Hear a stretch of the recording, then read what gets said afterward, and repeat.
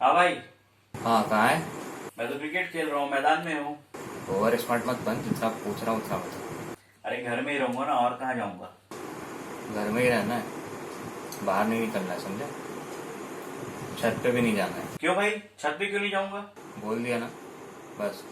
अच्छा, तू तो घर पे ही होगा ना अभी। मम्मी पापा कहाँ है? हाँ, घर पे ही हम लोग अपनी शादी का एल्बम देखें। क्यों, बात करवाऊँ क्या? नहीं नहीं छोड़, मैं बाद में बात करूँगा उनसे। तू इतना अवॉइड क्यों करता है यार उनको?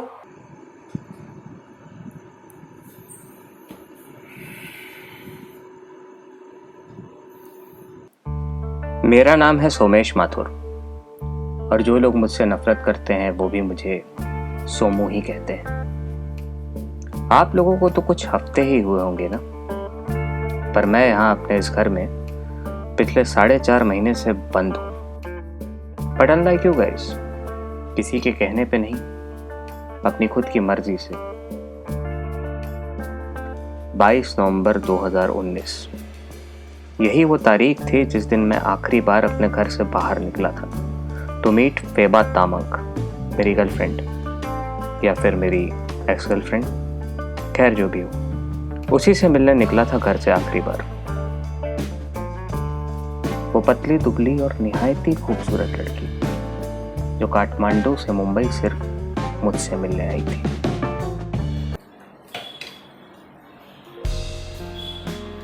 अरे झूठ कहता है साला एंटी सोशल चूतिया। अरे भाई, कहाँ वो क्वीन ऑफ काठमांडू और कहाँ ये रायपुर का गांडू।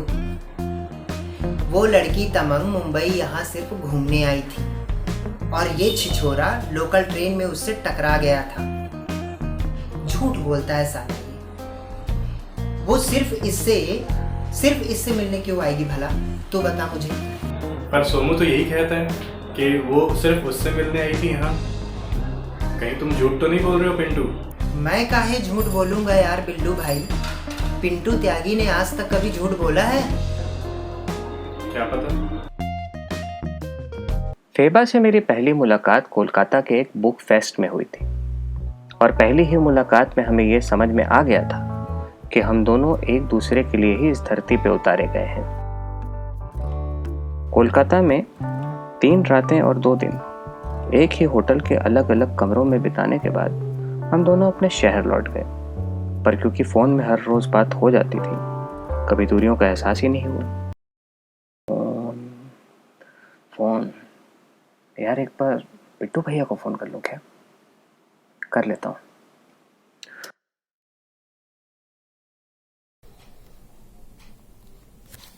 हेलो। हाँ बिट्टू भैया। हाँ कौन? सोमू बोल रहा हूँ। अरे सोमू, नंबर चेंज कर लियो क्या? हाँ हाँ भैया, चेंज कर लिया था नंबर। और घर में कैसे हैं सब? अरे बस कृपा है परमेश्वर की। नहीं नहीं, मैं मतलब पूछ रहा था कि मेरे घर में कैसे हैं सब? ठीक ही होगा सब। अभी शाम को तो आपके मम्मी पापा से छत पर दुआ सलाम हुई थी। मतलब ठीक है ना सब? अरे अब पड़ोसियों से तो दूर से तो दुआ सलाम कर ही सकते हैं इस लॉकडाउन में, क्या बोलते हो? भैया आप बाजू में ही रहते हैं तो थोड़ा मतलब देख लिया कीजिए, थोड़ा ध्यान दिया कीजिए। अरे क्या बात कर रहे हो सोमू, तुम कहो तो हम अभी अंकल आंटी से मिल के आ जाएं। हाँ ठीक है, 2-4 पुलिस हैं नीचे, खा लेंगे साला 2 डंडा, क्या है उसमें। नहीं नहीं नहीं, आप कल ही सुबह मिल लीजिएगा छत पे। Done done done. और तुम बताओ, घर नहीं आ रहे क्या? भैया एक फोन आ रहा है, मैं बाद में कॉल करूँ क्या आपको?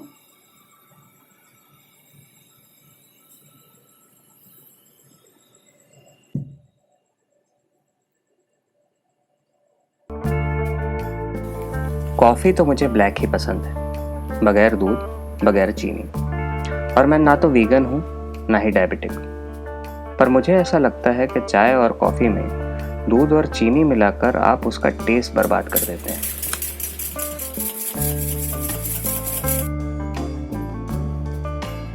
पर अब ये बात कुछ जाहिलों को कौन समझाए। तो मतलब चाय में बिल्कुल दूध नहीं डालोगे यार बिल्लू? ये ग्रीन टी है। ये तो पार्शियलिटी है। काली वाली में दूध डालते हो तो हरी वाली में भी डालो, कम से कम मेरे वाले में तो डालो, 2 चम्मच शक्कर के साथ। हाँ, तो मैं फेबा के बारे में सोच रहा था। हमारे बीच जो दूरियां थी वो दूरियों टाइप की थी ही नहीं, क्योंकि हर रात 3-4 घंटे फ़ोन पर बात हो जाती थी हमारी। हम दोनों एक दूसरे से हर किस्म की बातें कर लेते थे, मतलब नो फिल्टर एट ऑल। सोने के भाव से लेकर मंगलयान तक हर टॉपिक पे चर्चा होती थी हमारे बीच। ऐसा तकरीबन 6 महीने तक चला। फिर लास्ट ईयर अक्टूबर में मेरे साथ एक कांड हो गया, मतलब बहुत बड़ा कांड हो गया, जिसके बाद मेरी फेबा से बातचीत कम हो गई।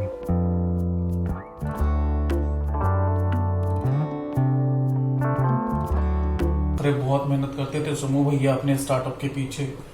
साला उनके दोस्त लोगों ने उनके पीठ पीछे छुरा घोंप दिया तो क्या कीजिएगा, पूरा बिजनेस डूब गया।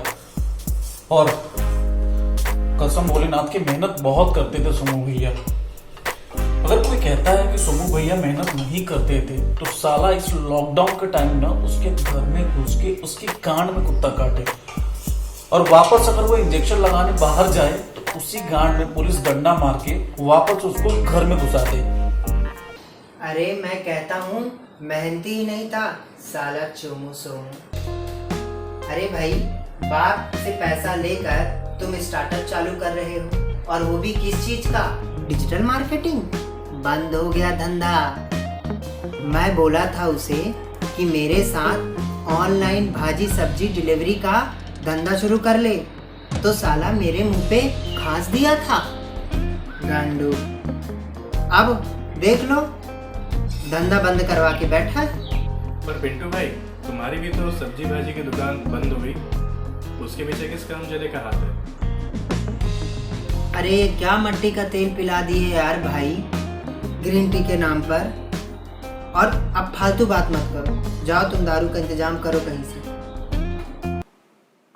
मतलब बहुत गंदे टाइप का फेस चालू हो गया था मेरा। सबसे बात करना बंद कर दिया था मैंने, और फेबा से भी बात कम होने लगी थी।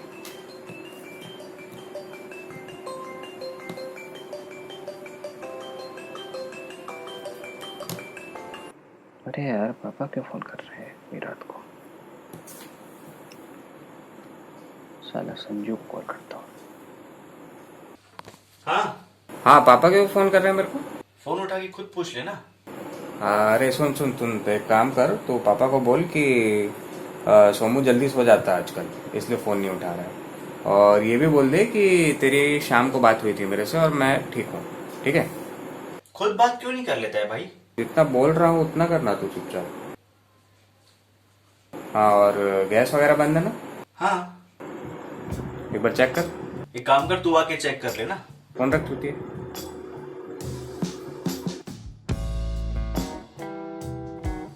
मतलब साला आदमी सेल्फ एनालिसिस करे भी तो कैसे करे?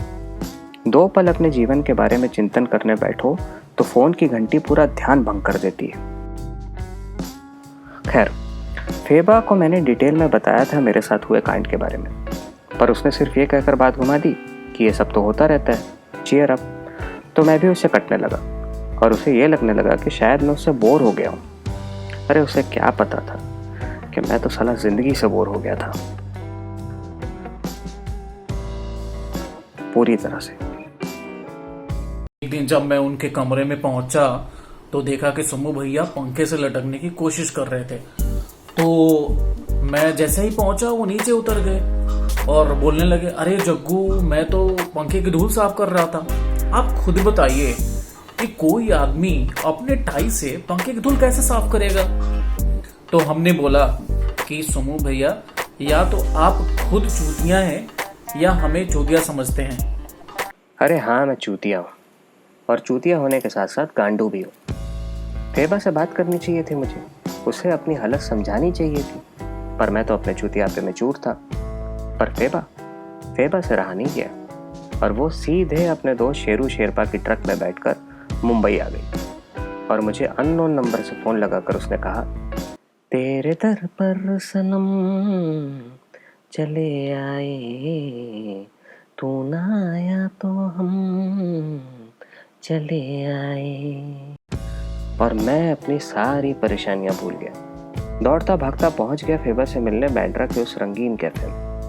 फेबा ने मुझे देखते ही गले से लगा लिया। उसका दोस्त शेरू शेरपा मेरे दोस्तों की तरह सुलगने लगा, और साला एक कोने में जाकर बैठ गया और मैं और फेबा दूसरे कोने में जाकर बैठ गए।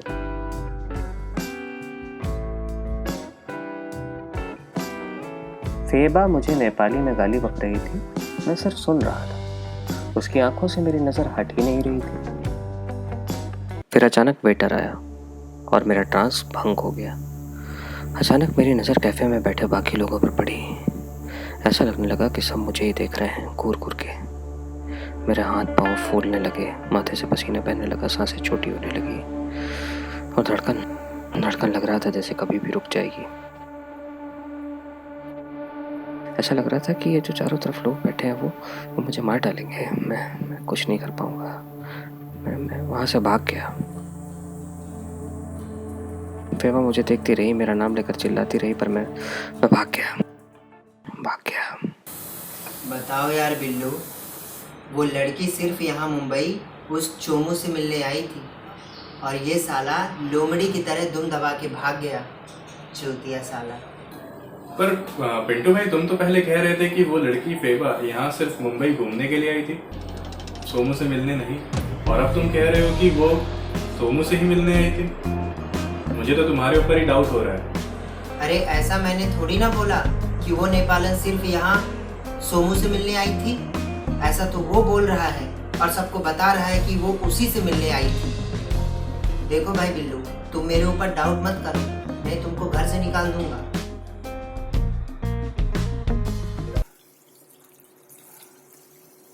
उस दिन जो हुआ वैसा मेरे साथ पहले कभी नहीं हुआ था और उस दिन के बाद से घर से बाहर निकलने से मेरी गांड फटने लगी। मैंने फेबा को फ़ोन करके सॉरी बोला, मगर वो बहुत गुस्से में थी और उसका गुस्सा होना जायज़ भी तो था। वो अपने दोस्त शेरू शेरपा की ट्रक में बैठकर वापस नेपाल चली गई और उस दिन से मैंने अपने घर से बाहर निकलना बंद कर दिया। मुझे ऐसा लगने लगा कि मैं घर से बाहर निकलूंगा तो कोई मेरे पीछे पड़ जाएगा और मुझे दौड़ा दौड़ा के मार डालेगा। मतलब अजीब टाइप का डर मेरे अंदर बैठ गया। अब पूरा वक्त घर में ही रहता था, जो चाहिए होता था घर में मंगवा लेता था। दोस्तों यारों से भी मिलना बंद। ऐसा नहीं है कि मेरे यार दोस्त नहीं है, बहुत सारे हैं, पर चक्कर क्या है ना कि उन सबको अपनी लाइफ से ज़्यादा मेरी लाइफ की चिंता रहती है। साले खुद 9 to 5 वाली बकवास जॉब करते हैं, तो उनको मेरी एंटरप्रेन्योरशिप वाली लाइफ बड़ी इंटरेस्टिंग लगती है। पूछो यार, जो पूछना है पूछो, मुझे कोई प्रॉब्लम नहीं है, पर साला ज्ञान मत दो ना। मेरा काम मुझे कैसे करना है मैं जानता हूँ, तो मुझे फ्री एडवाइस मत दो ना यार। साला उनको समझ में ही नहीं आता कि मैं अपनी लाइफ के साथ क्या कर रहा हूँ।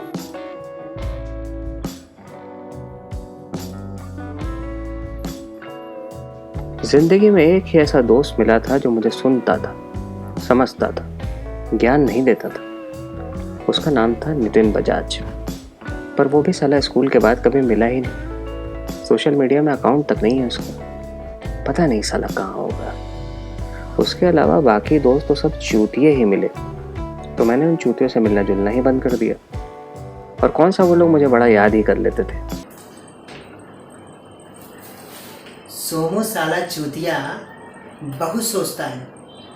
उसको ऐसा लगता है जैसे हम लोग उसको याद ही नहीं करते। अभी उस दिन मैं दारू लेके आया था, खाने के लिए मेरे पास पैसे नहीं थे, तो बेझिझक मैं उसको याद किया और फ़ोन घुमा दिया, मगर वो साला फ़ोन नहीं उठाया। अब बताओ बेवफा कौन, हम या वो?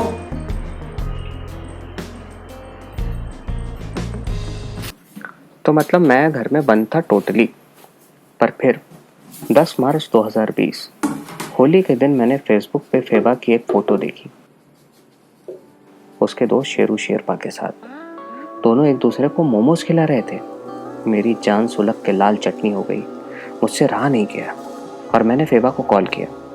उसने मुझे बताया कि अब वो शेरू शेरपा में अपना जीवन साथी देखने लगी है। मैं ये सुन के पागल हो गया और मैंने फेबा से कहा कि वो सिर्फ मेरी है। उसने मुझसे कहा कि अब बहुत देर हो गई है सोमू, 26 मार्च को मैं और शेरू शादी करने वाले हैं। ये सुन के मैंने सोचा कि अब तो मुझे अपने डर का सामना करना ही पड़ेगा बॉस, और घर से बाहर निकलकर सरहद पार करनी ही पड़ेगी। मैंने 25 मार्च की टिकट बुक कर ली। मैं काठमांडू जाने के लिए तैयार था, पर तभी मोदी जी ने हाथ जोड़कर विनती कर दी कि 21 दिन तक घर में बैठो, और अपन बैठ गए। लॉकडाउन हो गया। अब सिर्फ मैं नहीं बल्कि पूरा देश घर में बंद हो गया। ज़रूरी था, कोई ऑप्शन भी नहीं था। मतलब चीन से निकले एक वायरस ने पूरी दुनिया की आज़ादी छीन ली। आज लॉकडाउन को पूरे 2 हफ्ते हो गए। न फेबा का मुझे कोई फ़ोन आया, न मैंने उससे बात करने की कोशिश की। अरे जब पूरी दुनिया के हालात एक जैसे हो गए हों तो किसी को अपनी हालत समझाने का मतलब ही क्या है।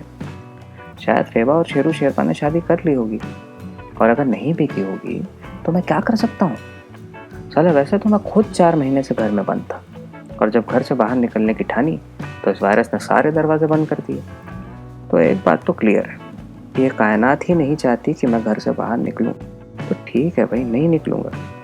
अब कल चाहे मोदी जी आके टीवी पे बोल दें कि मित्रों 21 दिन में बात नहीं बनी, मुझे आपके कुछ हफ्ते और चाहिए, तो आप बताइए हम क्या कर लेंगे। नहीं बताइए हम क्या कर लेंगे। अरे हम तो फकीर आदमी हैं जी, झोला लेके बैठ जाएंगे, बैठ ही सकते हैं। अब मुझे ये रियलाइज़ हो गया है कि मैं फेबा के लिए मैटर नहीं करता, क्योंकि अगर करता तो मुझे कॉल करके कम से कम ये तो पूछती कि मैं सुरक्षित हूँ कि नहीं। मैंने तो उसे कॉल किया था, उसने फ़ोन ही नहीं उठाया। अब अगर वो आज भी मेरी उस कैफ़े वाली हरकत से नाराज़ है तो भाई मैं क्या कर सकता हूँ। उसने भी तो मेरी परेशानी समझने की कोशिश नहीं की। अरे देश दुनिया के जो हालात चल रहे हैं उसे देखते हुए हर आदमी अपने नियर एंड डियर को फ़ोन कर रहा है। अगर इस माहौल में भी कोई आपको कॉल ना करे तो समझ जाओ कि उसे आपकी कोई परवाह नहीं, आप उसके लिए एग्जिस्ट ही नहीं करते बॉस। तो हाँ, मैं फेबा के लिए अब एग्जिस्ट ही नहीं करता हूँ, और सच बताऊँ तो मेरे लिए भी अब फेबा एक पुरानी याद के अलावा कुछ भी नहीं है, कुछ भी नहीं। तो फिर तो इतने देर से फेबा के बारे में सोच कर आ चुकी है। अच्छा, मैं उसी के बारे में सोच रहा हूँ क्या? नहीं, अब बहुत हो गया। अब साला किसी फेबा टेबा के बारे में नहीं सोचूंगा। सोचने के लिए और भी चीज़ें हैं मेरे पास, पर और किसी चीज़ के बारे में भी क्यों सोचूंगा। अब मैं बस अपने बारे में सोचूंगा, बस अपने बारे में। ए बिल्लू, न्यूज़ देख रहे हो क्या भाई? हाँ भाई। देखो, यहाँ रहना है तो न्यूज़ नहीं देखना है। साला एक तो वैसे ही आदमी की फटके 74 हो रखी है, ऊपर से ये न्यूज़ वाले और उस तरह लेके छेद करने चले आते हैं। अरे पिंटू भाई, मैं तो बस यही देख रहा था कि कितने हो गए, आंकड़े देख रहा था। मतलब अबे आंकड़े का क्या मतलब होता है माकड़े? तुम तो ऐसा बोल रहे हो यार जैसे क्रिकेट का स्कोर देख रहे हो। ये न्यूज़ वाले ना पूरे विश्व को इमोशनलेस बना डाले। तुम न्यूज़ बंद करो यार, कुछ आध्यात्मिक कंटेंट देखते हैं हम लोग। पर पिंटू भाई, रामायण और महाभारत के तो हमने सारे एपिसोड देख लिए। आओ तो फिर आज से सूरज बच जाते कि सारी फिल्में फिर से देखें, मन शांत करें। भाई बाकियों का तो नहीं पता, पर मेरा क्वारंटीन तो बहुत ज़बरदस्त होता जा रहा है। 4 महीने घर में पड़े पड़े मैंने ये तो रियलाइज़ कर ही लिया था कि मुझे ज़िंदगी में किसी की ज़रूरत नहीं, पर इन 14 दिनों ने मेरे इस यकीन को और पक्का कर दिया है।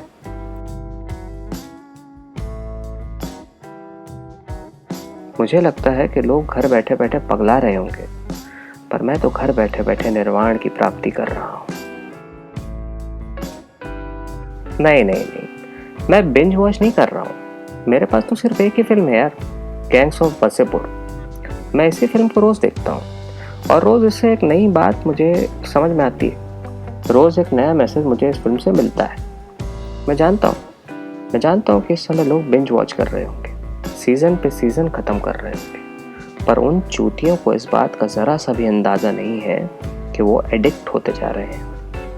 उनको ये समझ में नहीं आ रहा है कि इतना बिंज वॉच करोगे तो एक दिन देखने के लिए कंटेंट ही नहीं बचेगा, तब क्या करोगे बे।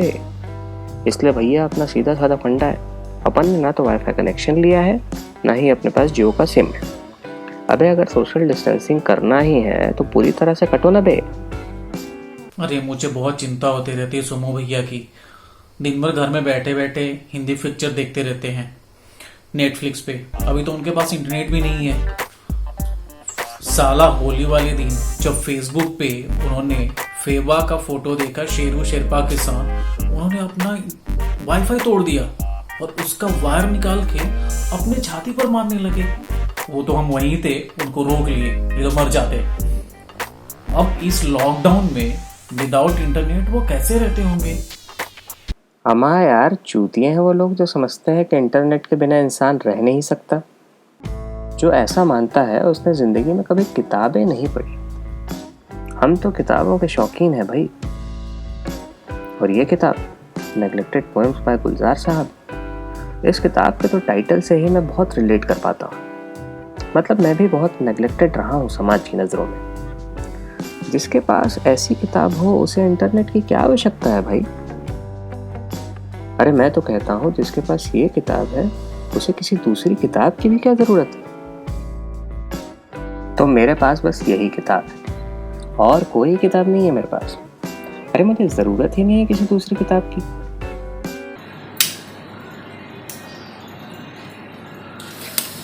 अभी मोदी जी ने बोला मोमबत्ती, दिया, फ्लैश लाइट जलाओ, तो अपन क्या जलाए? तुम्हारी पुरानी लूना का टायर। हाँ, मतलब कुछ तो ऐसा हार्मलेस टाइप का छोटा सा जला दिए। पर ये साला सोमू ना अपने घर को पूरा हवन कुंड बना दिया होगा। क्यों? मतलब कैसे? अरे तुम नहीं जानते यार किस लेवल का गांडू आदमी है ये। वो फेबा से कोलकाता के एक बुक फेस्टिवल में मिला था और वहाँ फेबा ने उसे गुलजार की कोई किताब गिफ्ट दी थी। तो घर आके दारू पी के अपनी बाकी किताबों को आग लगा दिया और बोला अब मुझे किसी और किताब की ज़रूरत नहीं है, मैं ज़िंदगी भर एक ही किताब पढ़ूंगा। मतलब सोमू उससे लोकल ट्रेन में नहीं मिला था, कोलकाता के किताब मेले में मिला था। लेट्स चेंज द टॉपिक यार, कुछ अश्लील बातें करते हैं।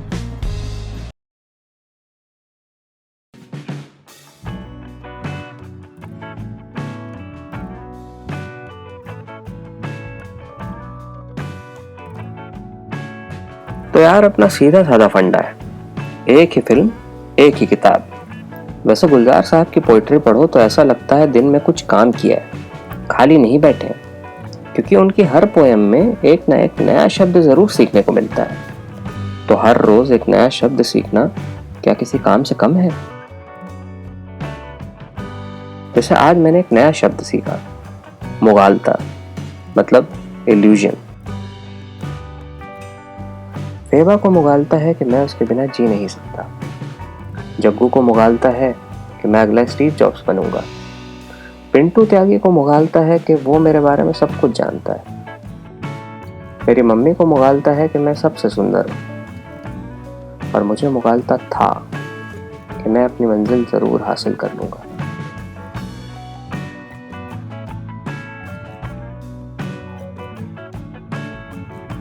पता नहीं कैसे खाने पीने का करते होंगे सोमू भैया।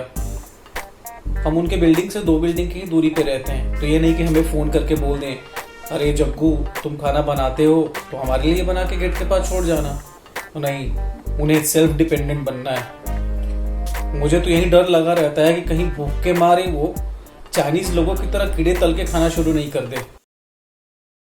अकेले रहकर इंसान को बहुत कुछ सीखने को मिलता है। जैसे मैंने आलू की तरह तरह की डिशेस बनानी सीखी। मैं कभी पोटैटो वेजेस बनाता हूँ, कभी फ्रेंच फ्राइज, कभी दम आलू कश्मीरी। मतलब तरह तरह के आलू बनाने में एक्सपर्ट हो चुका हूँ मैं। पर चक्कर ये है कि भले आलू की तरह तरह की डिशेस बनाता हूँ, पर साला एक बात समझ में नहीं आती, कितना भी अलग बनाने की कोशिश करूँ हर बार टेस्ट एक जैसा ही क्यों आता है। ये आलू भी एक अजीब मुगालता है यार। नागिन का तो पूरा सीजन देख लिया भाई मैंने। मैं बस अभी देखने वाला हूँ। प्लीज पिंटू भाई कोई स्पॉइलर मत बताना। देख भाई, स्पॉइलर बताने का समय नहीं है मेरे पास। अभी मुझे ससुराल सिमर का बिंज वॉच करना है। अरे ये तो गलत बात है यार पिंटू, ये तो हमने साथ में डिसाइड किया था कि ये एक साथ हम पेश करेंगे। तुम तो बड़े धोखेबाज निकले यार पहले। बिंज वॉच के मामले में ना कोई दोस्ती यारी नहीं। जितने ऑप्शन उतना कंफ्यूजन, इसीलिए अपन ने ऑप्शन का चकल्लस ही नहीं पाला है। पर ऐसा नहीं है ना कि मेरे पास टाइम पास करने के लिए सिर्फ एक मूवी और एक किताब ही है। मेरे फ़ोन पे 10 गाने भी हैं, सिर्फ 10। भले मैंने ना जाने कितने हजार गाने सुन रखे हों, पर कान में ईयरफोन लगा के आज तक मैं वही 10 गाने सुन रहा हूँ जो स्कूल के दिनों में सुना करता था। तो इसलिए फ़ोन पे भी बस उन्हीं 10 गानों की प्लेलिस्ट बना रखी है। कितनी हंसी जिंदगी है ये, होठों पे जैसे रवानी है।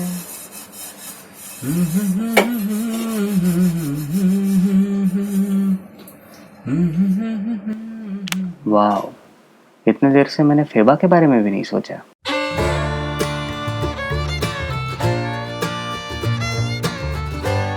मैं ना बचपन में डांस सीखना चाहता था, पर साला उस जमाने में हॉबी क्लासेस वाला कल्चर ही नहीं था, तो वो शौक दिल में ही रह गया। हाँ, स्कूल के दिनों में छुट्टी के बाद मैं और मेरा दोस्त नितिन बजाज क्लास की टेबल पे चढ़कर दिलेर मेहंदी के गाने पे रोज नाचते थे। साले बजाज को आजकल बहुत मिस करता हूँ यार, और आजकल जी भर के नाचता भी हूँ। And I dance as if no one is watching. पर कभी कभी ऐसा लगता है जैसे कोई मुझे देख रहा है। क्या टाइम आ गया है ना, आजकल टाइम का कुछ पता ही नहीं चलता है। वैसे अब सुबह होने वाली है, मेरे सोने का टाइम हो गया है। जब से लॉकडाउन शुरू हुआ है ना, मैं रात भर जागता हूँ और सुबह सोता हूँ, क्योंकि सुबह अगर जागता रहूँ तो दिक्कत हो जाती है। ऐसा है कि इस शहर में दिन में बहुत शोर होता था, जो आजकल होना बंद हो गया है। दिन में उस शोर को सुनने की आदत थी, तो अब दिन की शांति ना बर्दाश्त नहीं होती मुझसे। अजीब सी घबराहट होती है, एंजाइटी होती है। ऐसा लगता है कि कुछ भी मेरे कंट्रोल में नहीं है। साला दानिश को गोली लगने पे जैसे सरदार खान चाबी चाबी चाबी करके बेचैन हुआ था ना, वैसी ही फीलिंग आने लगती है यार। इसलिए दिन को पूरी तरह से अवॉइड कर देता हूँ, दिन में सो जाता हूँ। अरे यार, क्या होने लगा फिर से? हेलो, सो के उठा नहीं अभी तक? मैं तेरा भाई बोल रहा हूँ, मुर्गा नहीं जो इतना जल्दी सो के उठ जाऊंगा। पापा मम्मी ठीक है, और सो रहे हैं, तू सो जा भाई, सो जा।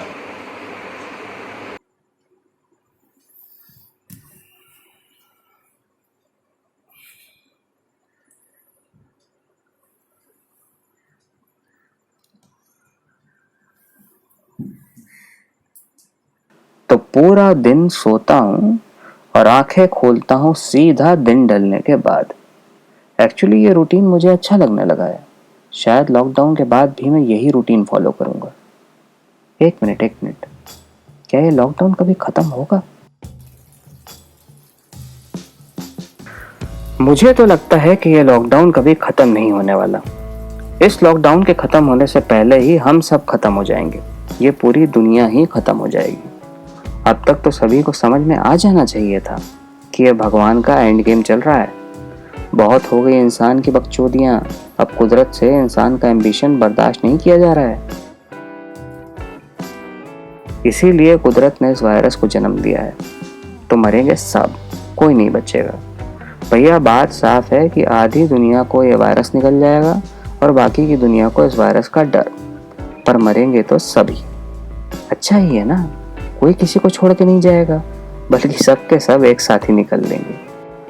ये मेरी खुद की थ्योरी है इस वायरस को लेकर। अब हो सकता है कि ऑप्टिमिस्टिक चूतिए लोग कुछ और ही सोच रहे होंगे। यार, सोचने का हक तो सभी को है ना। पिंटू भाई, मैं तो शुरू से ही ट्रम्प के साथ था। मुझे शक नहीं, पूरा यकीन है कि ये वायरस असल में चीन द्वारा बनाया एक बायोलॉजिकल वेपन है। ये साले चीनी लोग जानबूझकर अपनी आंखें पूरी तरह नहीं खोलते हैं, क्योंकि इनको पता है अगर ये पूरी तरह खोलेंगे तो इनकी आंखों में छुपी हैवानियत सबको दिखाई देगी। कोई माने या ना माने, दिस इज चाइनीज वायरस। पर मुझे तो लगता है मनचाओ सूप में कुछ काला है बिल्लू। क्या मतलब? मुझे इस वायरस के पीछे भी पाकिस्तान का ही हाथ दिखाई दे रहा है। साले गुर्बत की लकीर के नीचे से छुपकर हमारे ऊपर हमला बोलते हैं ये लोग। ये वायरस भी कराची में बनाकर चाइना भेजा है इन लोगों ने और बोला है कि लो भाईजान लौड़े लगा दो दुनिया की। लगता है आज कुछ ज्यादा ही स्याही सूंघ ली आपने पिंटू भाई। देखिए, हमको तो यही लगता है कि ये वायरस जरूर चाइना में पैदा हुआ है, लेकिन मरेगा इंडिया में ही आके। मोदी जी हम सबको इस वायरस से बचा लेंगे, देख लेना आप लोग। मोदी जी के कहने पे रामदेव बाबा और सदगुरु बाइक पे बैठ के हिमालय जाएंगे और वहां से इस वायरस का इलाज ढूंढ लाएंगे। जी हाँ, इस वायरस का इलाज योगा में ही होगा और इंडिया को विश्व गुरु बनने से कोई नहीं रोक पाएगा।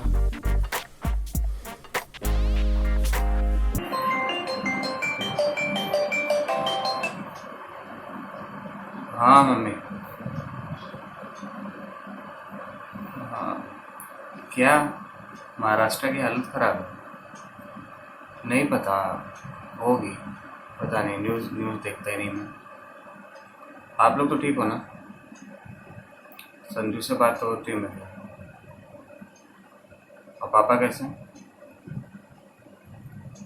नहीं, मैं उनको बाद में कॉल कर लूँगा।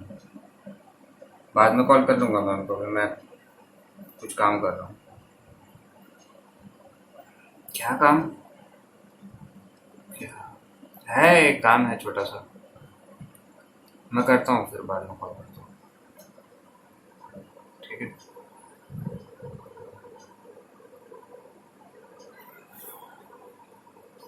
क्या काम? मम्मी सही तो पूछ रही हैं कि अब क्या काम कर रहा हूं मैं? करने को कुछ रहा ही नहीं है। साला एक बार नहीं 5 बार स्टार्टअप में फेल हो चुका हूं मैं। उसके बाद भी पापा ने कभी डांटा नहीं, पता नहीं क्यों। मैं पापा का फोन इसलिए अवॉइड नहीं करता हूं क्योंकि मैं डांट खाने से डरता हूं। मैं पापा का फोन इसलिए अवॉइड करता हूं क्योंकि मुझे पता है कि वो मुझे नहीं डांटेंगे। वो डांटते क्यों नहीं यार? मैं कितने बार डिसअपॉइंट कर चुका हूं उनको, फिर भी नहीं डांटते। क्यों नहीं डांटते यार? जितने का मुन्ना नहीं उतने का झुंझुना। साला ये सोमू काम बाद में करता है, पहले चिल्ला चिल्ला के सबको स्कीम के बारे में बताता है। अब हमसे अगर पूछ ही लेगा कि बताओ हमारे बिजनेस प्लान के बारे में, तो हम तो जेन्युइन फीडबैक ही देंगे ना। और जेन्युइन फीडबैक का मतलब तो बुराई ही होता है ना, क्यों पिंटू भाई?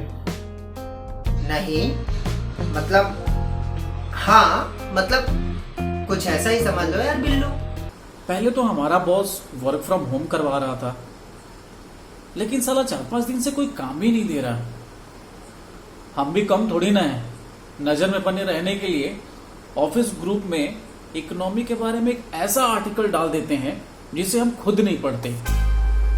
और ये सब हमने सोमू भैया के साथ ही तो रह के सीखा है कि चाहे काम कम करो पर काम के बारे में बात दिन रात करो। सच बताए तो हमको डर लगता है कि कहीं हमारा नौकरी न चला जाए। अगर हमारा नौकरी चला गया ना, तो सोमू भैया के गांड के पीछे लग के उनसे एक नया स्टार्टअप तो जरूर हम चालू करवा लेंगे। और सोमू भैया बिना सैलरी के भी काम करवाएंगे ना, तो 2 महीने तक कर लेंगे, बट सिर्फ 2 महीना ही, उससे ज्यादा नहीं कर पाएंगे। क्या काम? वाकई अब कोई काम नहीं है, अब कुछ नहीं करना है। हेलो, सोमेश माथुर जी से बात हो रही है? हाँ कौन? सोमू जी से बात कर रहा हूँ। हाँ बोल रहा हूँ। आप कौन? बजाज बोल रहा हूँ, नितिन बजाज। बजाज? नितिन बजाज? अबे कहाँ था इतने साल गांडू? बस यार इसी दुनिया में हूँ। आप कहाँ है आजकल? अबे मैं तो मुंबई में ही था, पर ये साले आप क्या लगा रखा है तूने? हाँ कैसा है बे लोड़ू सुबू? अब ठीक है? ये हुई ना बात। पता नहीं साला, इतने साल बाद बात कर रहा हूँ ना, ज्यादा इनफॉर्मल हुआ तो कहीं तू भड़क ना जाए। क्या है ना, टाइम के साथ लोग बदल जाते हैं। कुछ भी सोचने लगा है साले तू। स्कूल के बाद तेरे को कितना खोजा मैंने, कितना खोजा। कहाँ मर गया था मैं नोनू? मर ही गया था समझ। ये तो जैसे अगला जन्म चल रहा है। क्या बात कर रहा है? स्कूल के बाद आईआईटी की प्रिपरेशन के लिए कोटा चला गया था। और तू तो जानता है, अपना दिमाग पढ़ाई लिखाई में लगता ही नहीं था। यार भाई 2 साल अटेम्प्ट किया, मगर दोनों साल ही ना बुरी तरह फेल हो गया। घर में भी सबको लगने लगा था कि ये साला लौंडा ना दुकान में ही बैठेगा। समझ ही में नहीं आ रहा था यार क्या करूं। साला एक दिन ना नस काट। क्या? 15 दिन हॉस्पिटल में था और वहां से निकल के 1 साल डिप्रेशन में। साला समझ ही में नहीं आ रहा था बे लाइफ में आगे करना क्या है। फिर? उस समय अपने नाना जी के साथ रहने लगा था, उन्हीं के गांव में। वहां उनकी खेती किसानी में हेल्प करने लगा था बस। मतलब हल चला रहा था? कुछ ऐसे ही समझ ले गंडू। पर वहीं से बस यार एग्रीकल्चर में इंटरेस्ट आने लगा और डिसाइड किया कि अब तो भाई एग्रीकल्चर साइंस में ही भविष्य बनाना है। क्या बात कर रहा है? अबे उसके बाद फिर ना लाइफ को बस एक नई दिशा सी मिल गई। मतलब मेरा दोस्त अब किसान बन गया है। नई दुनिया के बादशाह ना हम ही लोग होने वाले हैं। नई दुनिया? मतलब तुझे भी ऐसा लगता है ना कि ये दुनिया खत्म होने वाली है, हम सब मरने वाले हैं? एक्चुअली तो नहीं, हाँ पर वो सोच जरूर मरने वाली है। जो लोग कहते हैं ना हर चीज हमारे काबू में। मतलब तू ये बोल रहा है कि हमारे कंट्रोल में कुछ भी नहीं है? अबे तो इंसान सोचता है कि हर चीज उसके कंट्रोल में है, लेकिन असल में ना सांस लेना भी इंसान के कंट्रोल में नहीं। कुछ ज्यादा ही डीप वाली बात कर दी यार तूने। याद है स्कूल में अपन बोलते थे ना, अपने हाथ में ही तो बस अपना ही है। तू बता कैसा चल रहा है? बन गया है एंटरप्रेन्योर? अरे कहाँ का एंटरप्रेन्योर यार, साला 5 बार स्टार्टअप चालू करके बंद कर चुका हूँ। लाइफ को अपने हाथ से बर्बाद कर चुका हूँ यार बजाज। तू अकेले थोड़ी ना है जो गिरा है। यार भाई लोग तो 10-10 बार गिर के खड़े हो जाते हैं। अबे तेरे को याद है साला क्या बोलता था मैं स्कूल में कि 25 तक मिलियनेयर बन जाऊंगा, और साला यहाँ पे 30 का हो गया और मिलियनेयर तो दूर, साला एक ढेला तक नहीं कमाया मैंने। फेल हो गया यार मैं बजाज। नेगेटिव हो गया है तू। और स्कूल में तो कुछ भी बोल देते थे अपन, तो बच्चे थे ना। पर साले तू समझता है ना अभी तक स्कूल में ही है। 11 और 25 तक नहीं बन पाया तो क्या हो गया? अभी तो फेल थोड़ी ना हुआ है। फेल तो तब होगा जब तू ट्राई करना बंद कर देगा। अबे तू बहुत ज्ञान देने लगा है बे। और तू ना बहुत सोचे लगा है बे। लाइफ की वाट लग गई है भाई। याद है स्कूल टाइम पे जब भी लाइफ की लग जाया करती थी तो हम लोग लकी भाई का कौन सा गाना सुना करते थे? अनजानी राहों में तो क्या ढूंढता फिरे, है ना? दूर जिसको समझा वो तो पास है तेरे, सांस में हवा जान में जमीन, दिल में खुला आसमान, प्यार है खुदा प्यार है खुशी, प्यार से दो जहां, मेरा आशियाना, मेरा भी आशियाना,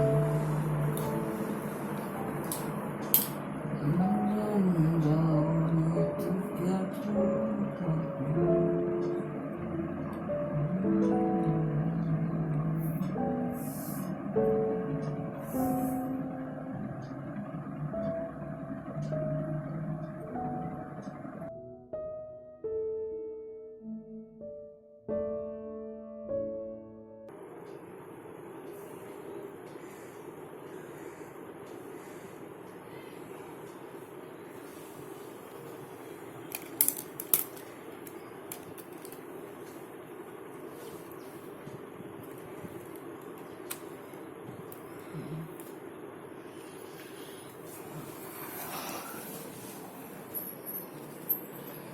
साला साला सो कैसे गया था मैं रात को?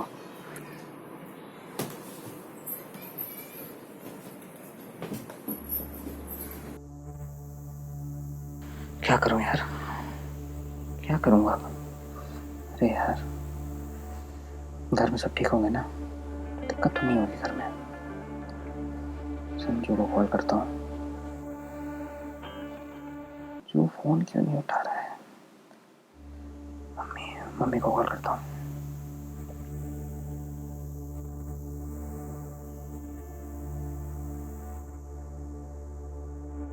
फोन क्यों नहीं उठा रहे हैं? अरे यार, पापा को फोन करना पड़ेगा यार। हाँ बिट्टू भैया, मैं सोमू बोल रहा हूँ। कौन सोमू? अरे माथुर साहब का लड़का। अच्छा, मुंबई वाले भाई। हाँ भाई बोलो। आपने आपने आज सुबह मेरे पापा मम्मी को छत में देखा है क्या? आज सुबह से तो वो लोग दिखे नहीं ना छत पे। और नहीं, आपका अनुज दिखा आज छत पर। अनुज?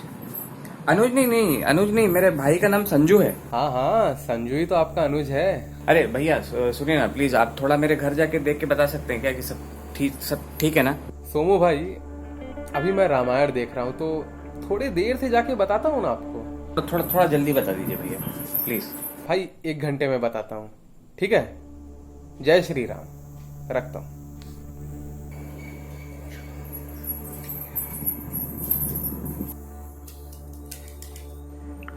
अरे यार, हाँ जग्गू। अरे सुमो भैया, आज सुबह सुबह आपने हमको याद कर लिया। जग्गू सुन। अभी अगर मेरे को घर निकलना पड़े, मान ले मतलब अभी मेरे को घर निकलना पड़े तो अपन क्या कर सकते हैं? अरे किधर है सुमो भैया आप? आपको पता नहीं है लॉकडाउन है, हम लोग अपने घर की चौखट पार नहीं कर सकते, और आप स्टेट की बॉर्डर पार करने की बात कर रहे हो।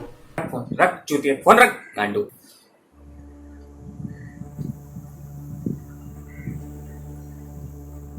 हाँ पिंटू मैं सोमू बोल रहा हूँ। अरे सोमू द चोमू, कैसा है तू? अरे सुन ना भाई, सुन ना। मान ले अभी मेरे को अगर घर निकलना पड़े, होम टाउन अगर मेरे को निकलना पड़े तो कोई जुगाड़ है क्या अपने पास? अच्छा, कुछ हो सकता है क्या? आज तुम समझे हो कि निंदक नीरे राखिए। अच्छा सुन, पहले अपना नेटफ्लिक्स का आईडी एंड पासवर्ड दे, वैसे भी तेरे किसी काम का नहीं है। फोन रख भोसड़ी के। मैं क्या करूंगा अगर कुछ दिक्कत हुई तो? सोच मत। क्या सोच रहा हूँ मैं? क्यों सोच रहा हूँ मैं? क्या है तेरे कंट्रोल में है क्या कुछ? नहीं ना? सोच मत। एकदम चुप, तेरे कंट्रोल में कुछ नहीं है, कभी नहीं था, कभी नहीं होगा, और कुछ नहीं होगा। हेलो पापा, आप लोग ठीक हो ना?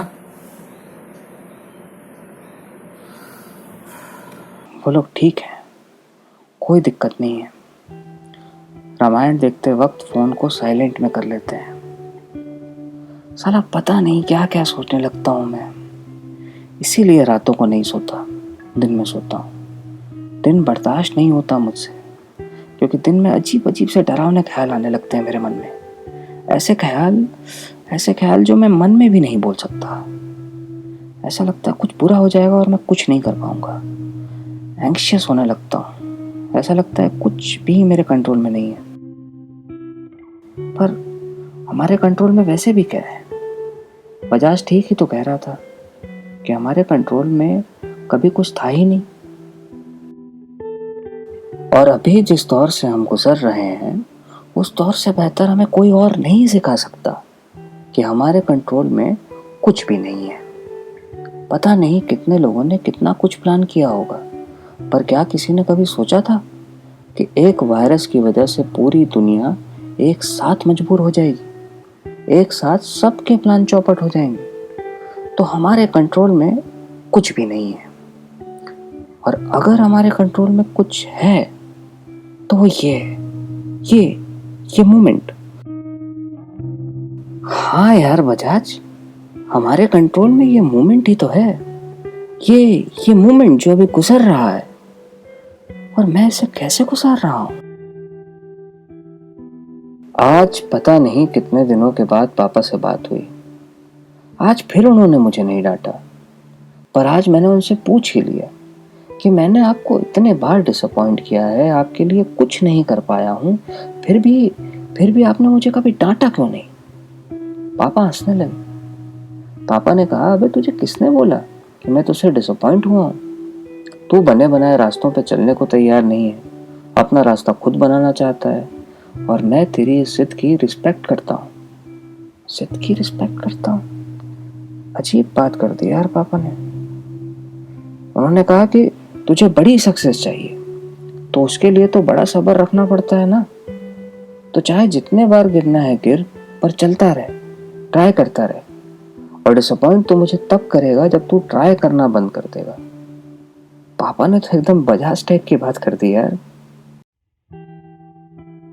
साला मैं सोचता था कि दुनिया मुझे समझ नहीं पा रही है, और मैं खुद अपने पापा को समझ नहीं पाया। छी, साला चूतिया हूं मैं। पर अब नहीं यार, अब ऐसा डर डर के नहीं जीना है, फालतू चीजें नहीं सोचनी है। ट्राई तो कर ही सकता हूं ना, क्योंकि अगर मेरी थ्योरी गलत हुई, जिसके पूरे पूरे चांसेस भी हैं, तो हम सब नहीं मरेंगे, दुनिया खत्म नहीं होगी। और अगर जिंदा रहना ही है तो ऐसे डर के तो नहीं रहना है बॉस। इस एंजाइटी का कुछ करना पड़ेगा। अभी बीमारी है तो इसका इलाज भी होगा। जब लॉकडाउन खुलेगा तो मिल लूंगा किसी डॉक्टर से। अब इसमें शर्माने जैसा क्या है यार। पर अभी क्या करूं? अभी इस मोमेंट में क्या करूं?